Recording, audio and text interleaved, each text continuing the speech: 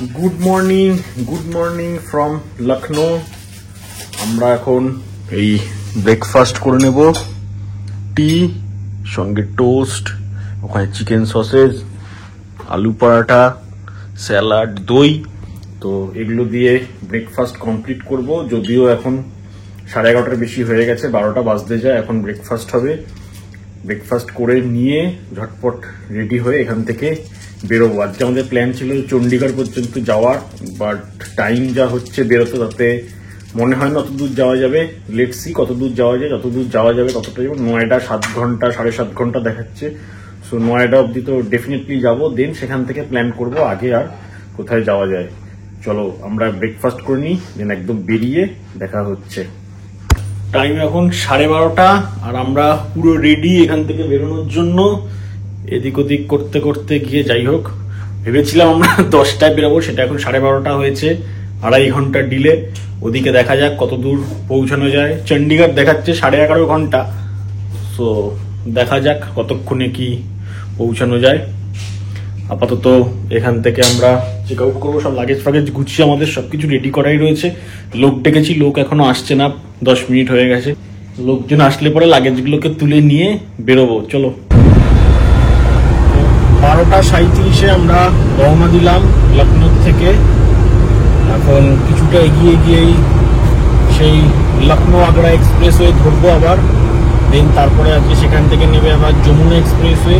পরপর দুটো এক্সপ্রেসওয়ে ধরে 7 ঘন্টায় 500 কিলোমিটার রাস্তা কমপ্লিট করে আমরা নয়ডায় পৌঁছে যাব। এবং সেখানে পৌঁছানোর পরে সেই টাইম দেখে ডিসাইড হবে যে আজকে আমরা কতটা দূরে কোথায় কি যাব না যাব, সেগুলো তখন ডিসাইড হবে। ট্রেন যাচ্ছে ওপর দিয়ে, লখনৌ ট্রেন, এবং তার উপর দিয়ে মেট্রো। মেট্রোর কনসেপ্টটা লখনৌতে খুব সুন্দর। একদম শহরে এত ভিড় হয় বলে ঠিক শহরের এক মাথা থেকে আরেক মাথা, পুরো শহরের মাঝখান দিয়ে কিন্তু এই মেট্রোর রুটটা করা। যদিও দেখলাম মেট্রোতে সেরকম খুব একটা লোকজন এখানে চড়ছে না, ফাঁকাই রয়েছে।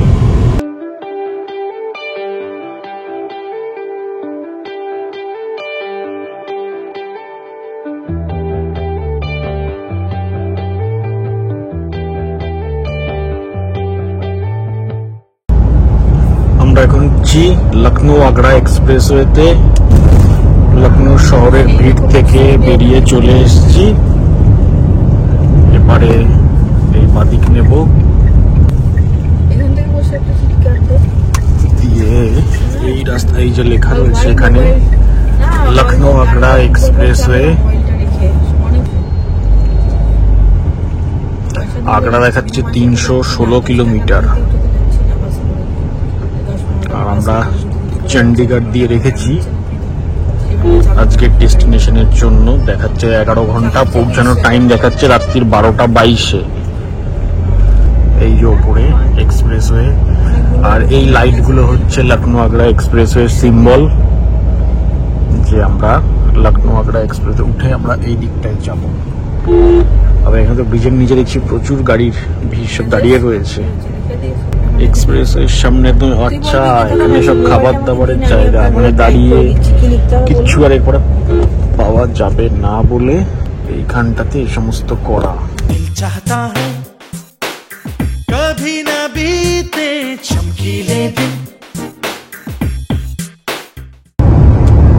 স্মুথ লখনৌ আগ্রা এক্সপ্রেসওয়ে দিয়ে এখন আমরা চলেছি। পূর্বাঞ্চলের থেকেও কিন্তু লখনৌ আগ্রা এক্সপ্রেসওয়ে রোড কন্ডিশনটা কিন্তু আরো ভালো। ওখানে যেটুকু বা বাম্পি ছিল রোডটা, এখানে কিন্তু একদম স্মুথ পুরো। 117-এতে ক্রুজ করে রেখে দিয়েছি, কারণ 120-তে সারাক্ষণ একটা সাউন্ড দিচ্ছে ওভার স্পিডিং এ, তো সেই জন্য 117-এ ক্রুজ করে দেওয়া আছে। একদম এইভাবেই চলতে থাকবো। দেন এটার থেকে আমরা আগ্রা পৌঁছে জাস্ট নেবেই আবার ওখান থেকে আমরা যমুনা এক্সপ্রেসওয়েতে উঠবো। এই রাস্তাটাতে কিন্তু আমরা লাস্টবার মধ্যপ্রদেশ থেকে ফেরার সময় গেছিলাম, তখন গোয়ালিয়র থেকে ফিরছিলাম। এটায় উঠে এটা দিয়ে আমরা লখনৌ পর্যন্ত গেছি, বাট তারপরের বাকি হাফ যেটা যাচ্ছে আগ্রার দিকে, সেই পোর্শনটাতে কিন্তু ফার্স্ট টাইম যাব। এবং তারপরে যমুনা এক্সপ্রেসওয়েটাও তো প্রচুর ব্লগে দেখেছি, প্রচুর জায়গায় দেখেছি, ভীষণ famous, Indian number 1 expressway Yamuna expressway. তো সেটাও আজকে ফার্স্ট টাইম আমরা এক্সপিরিয়েন্স করব সেই রোডেতে গিয়েও। जो हम चाहें वो हम पाए मस्ती में रहे। মাঝ রাস্তায় ফুড প্লাজাতে দাঁড়িয়ে একটু এই সমস্ত শপিং করছি ভ্যালু মার্টের থেকে। এখানে প্রচুর চিপস ফিপস রয়েছে, এত কিছু রয়েছে মানে কোনটা ছেড়ে কোনটা নেবে বোঝা মুশকিল। আবার এটা একটা আমরা কি নিয়েছি চটপটা, বাকি চিপস নিতে পারো, পপকর্নও নিতে পারো একটা, পপকর্ন ভালো, প্রচুর কিছু রয়েছে দেখা যাক। এখানে স্টোরটাতে কিন্তু প্রচুর কিছু জিনিস রয়েছে, এখানে খাবার দাবার ওরকম ড্রাই ফ্রুট চিপস এসব রয়েছে, তার সঙ্গে এখানে পান হুক্কা, এদিকে বাচ্চাদের খেলাধুলার জিনিস। উপরে ফার্স্ট ফ্লোরে কিন্তু এখানে বারিস্তা আছে, চায়ে চায়ে চায়ে কো কে স্ন্যাক, ওদিকে পিৎজা আছে, আমেরিকান রেস্টুরেন্ট আছে, মোটামুটি সব ধরনের খাবারই কিন্তু পাওয়া যাবে, এরকম পিৎজা বা এসে সব কিছুই পাওয়া যাবে। আর এই গ্রাউন্ড ফ্লোরে ছিল হচ্ছে এটা হচ্ছে ভ্যালু মার্ট, এই যে নিচে এখানে ভ্যালু মার্ট যেখান থেকে আমরা কিনলাম। এবার নিচে গিয়ে ওখান থেকে একটা জুস খাবো, খেয়ে বেরোবো। বারিস্তা কিন্তু বেশ ভালো, নিট অ্যান্ড ক্লিন, পরিষ্কার, সঙ্গে এখানে থাকার জায়গা রয়েছে, এসি রুম রয়েছে। ফ্রুট জুস নিয়ে আসলাম, এবার ফ্রুট জুস খেতে খেতে গাড়ির দিকে। মিক্সড ফ্রুট জুস খুব একটা ভালো করেনি, একটু হালকা তিতো ভাব আছে, মানে খোসা খোসা সমেত করে দিয়েছে সব কিছু দিয়ে। এইটা ছিল ফুড কোর্টটা, বাইরে একটা কর্ন বসেছে, একটু ওখানে গিয়ে কর্নটা দেখি নিয়ে যাই, গাড়িতে নিয়ে গিয়ে উঠি, রাস্তায় একটু টুকটাক খেতে খেতে যাওয়া যাবে তাহলে কর্নটা। কর্নের সঙ্গে আর কি আছে দেখা যাক, লেটস সি। কি একটা ভাজা রয়েছে সঙ্গে কর্ন, আচ্ছা বয়েলড কর্ন মনে হয়।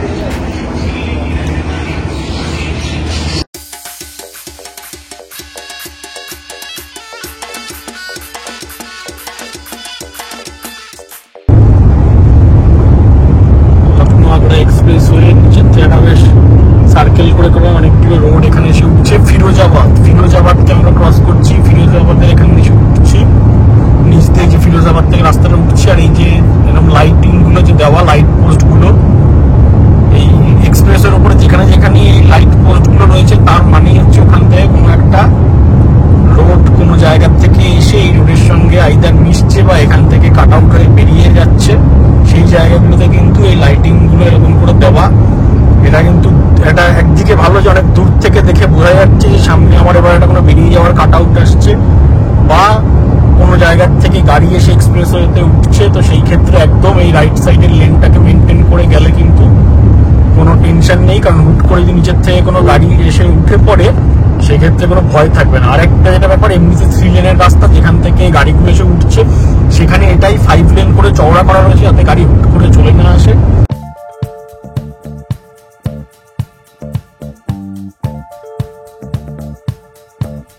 টুকলে এসে পৌঁছালাম, এবার লেটস সি কত টাকা কাটে। এখান থেকে বেরিয়ে গেছে গাড়ি, দেখা যাক। আগের দিন আমাদের পুরো টোটাল পূর্বাঞ্চল এক্সপ্রেসওয়েতে 350 কিলোমিটারের জন্য 668 টাকা কেটেছিল। দেখা যাক আজকেরটাতে কি হয়। আজকেও আমরা লখনৌ আগ্রা এক্সপ্রেসওয়েটা পুরোটাই কভার করেছি।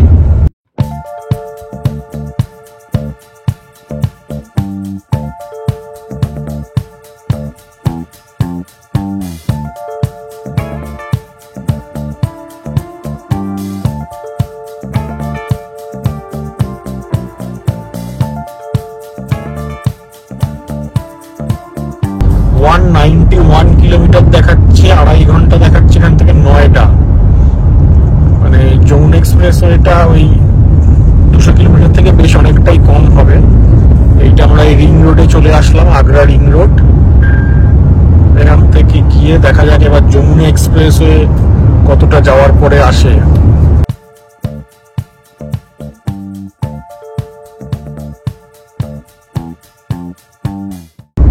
650 রুপিস আমাদের নিয়েছে হচ্ছে লখনৌ আগ্রা এক্সপ্রেসওয়েতে।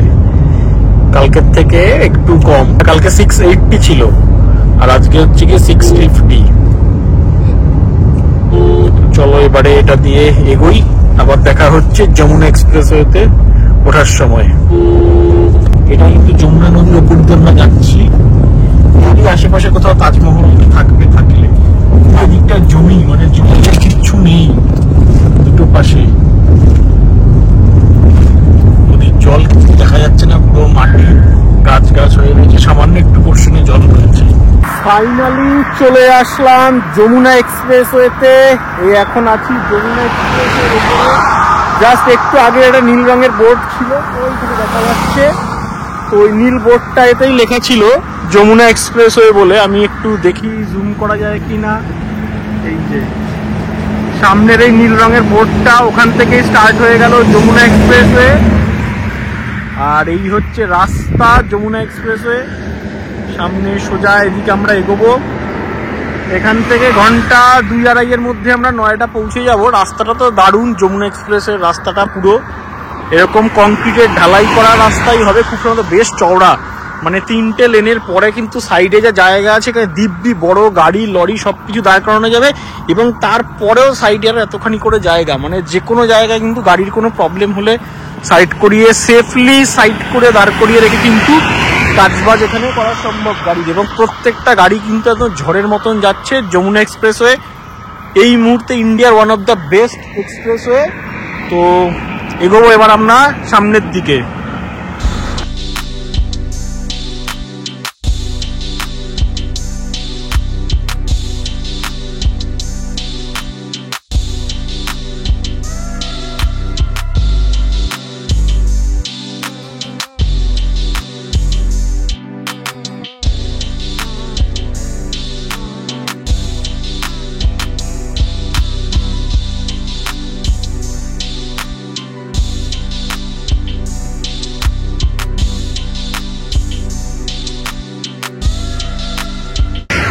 একটানা অনেকক্ষণ ধরে ড্রাইভ করে আসার পরে ঠিক এরকম একটা সানসেট দেখে বাধ্য হয়ে দাঁড়ালাম এখানটাতে। সানসেট দেখে দাঁড়িয়ে গাড়ির 2-1টা ছবি তুললাম এই সানসেটের সঙ্গে, দারুণ লাগছে। সাথে রাস্তাটা তো দেখতেই পাচ্ছ পুরো এরকম, যখন কোনো গাড়ি থাকছে না, জাস্ট লাইক রানওয়ে, প্রচুর স্পিডে সব গাড়ি যাচ্ছে। আমি একটুখানি দেখাচ্ছি, যখন ঝাঁকে ঝাঁকে গাড়ি যাচ্ছে দারুণ।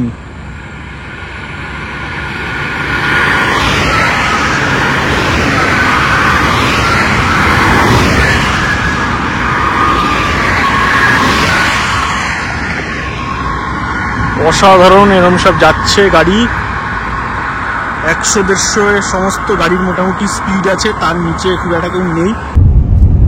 বুধ ইন্টারন্যাশনাল সার্কিট, এখান থেকে বহুদিনের দেখার ইচ্ছা ছিল, এই সাইডে কোনো একটা জায়গাতে হবে,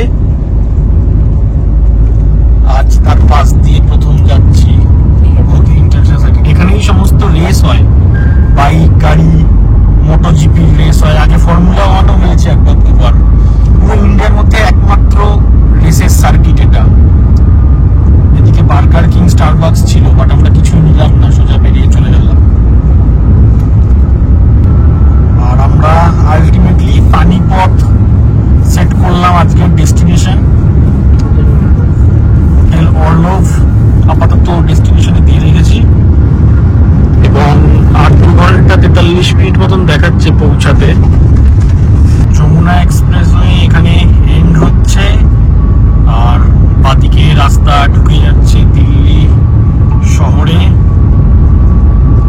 আমরাও মানে যারা এখান থেকে সার্কেল ঘুরে আমরা ডান দিক যাব, বাদিকে চলে যাচ্ছে দিল্লি নয়ডা। এইখানে যমুনা এক্সপ্রেসওয়েটা এন্ড হয়ে যাচ্ছে গ্রেটার নয়ডাতে এসে।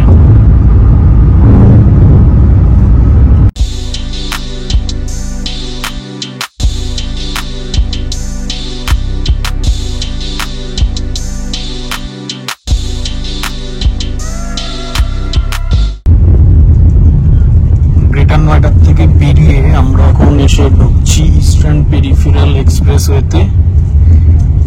এই রাস্তাটা দিয়ে গিয়েই হয়তো আমরা হাইওয়েতে পড়বো, যেটা আমাদেরকে নিয়ে যাবে সোজা চণ্ডীগড় মানালির দিকে। আমরা এখন এই ইস্টার্ন পেরিফেরাল এক্সপ্রেসওয়ে ধরেই যাচ্ছি, কন্টিনিউ করছি। বাট এখানে দেখলাম একটা জিনিস, যে এই এক্সপ্রেসওয়েতে গাড়ির স্পিড লিমিট লেখা রয়েছে 120, কিন্তু রোড কন্ডিশন এতটাই খারাপ, মানে এতটাই বাম্পি রোড যে 70-80তেও গাড়ি কিন্তু বেশ জার্ক করছে।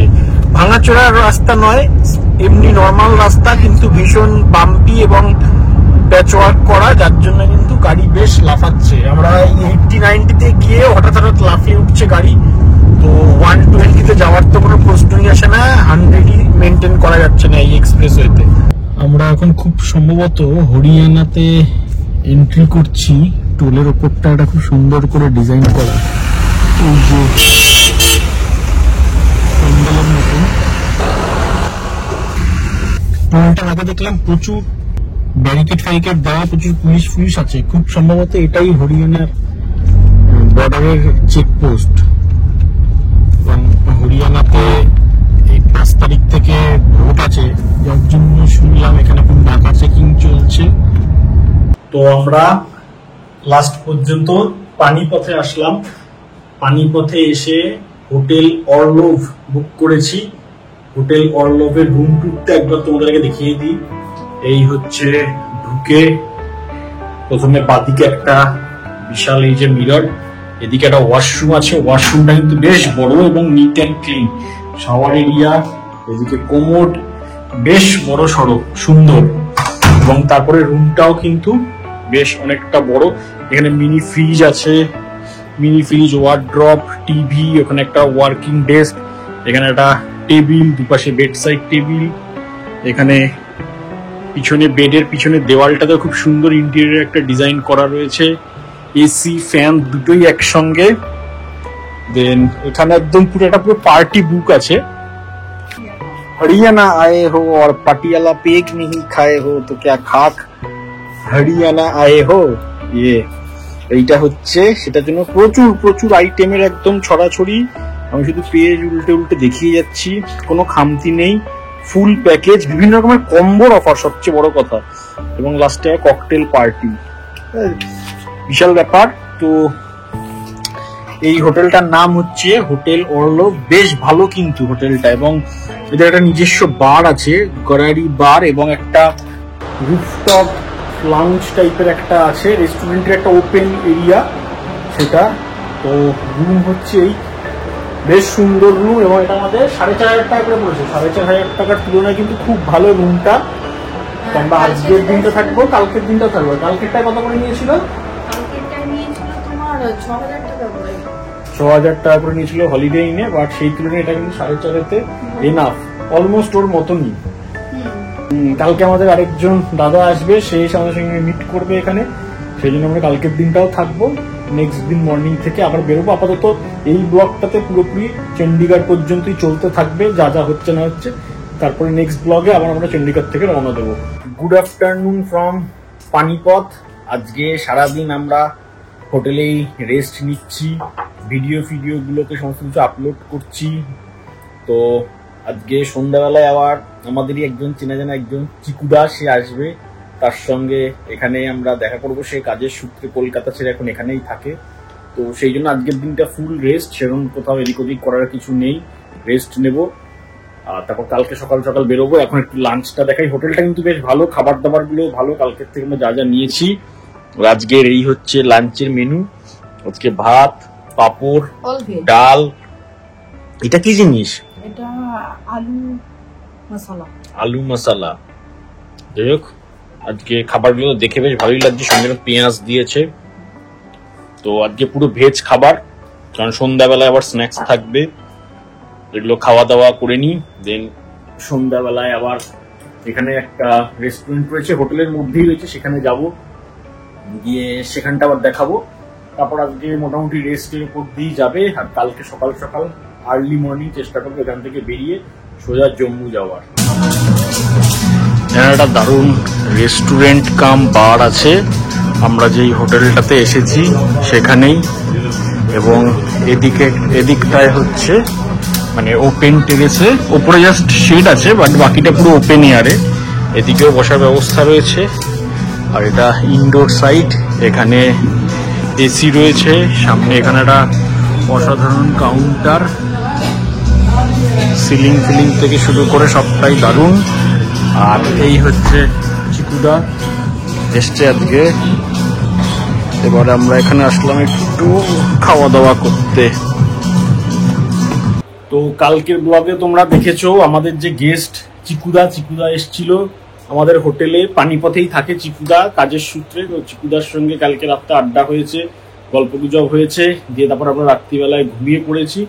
ঘুমিয়ে পড়ে ব্লগ আর ওখানে শেষ করা যায়নি। আজকে পানিপথে আমাদের লাস্ট দিন, তো এই এপিসোডটা আমরা এখানে পানিপথেই শেষ করছি। নেক্সট এপিসোডেতে তোমাদের সঙ্গে দেখা হচ্ছে পানিপথ থেকে জম্মু যাওয়ার এপিসোড। ওকে, চলো বাই।